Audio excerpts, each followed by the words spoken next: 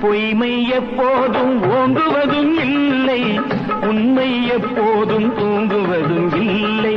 பொருளை கண்டவுடன் வந்த வழி மறந்துவிட்டு கண்மூடி போகிறவர் போகட்டுமே. என் மனதை நான் அறிவேன், என் உறவை நான் மறவேன், எதுவான போதிலும் ஆகட்டுமே. நன்றி மறவாத நல்ல மனம் போதும், என்றும் அதுவே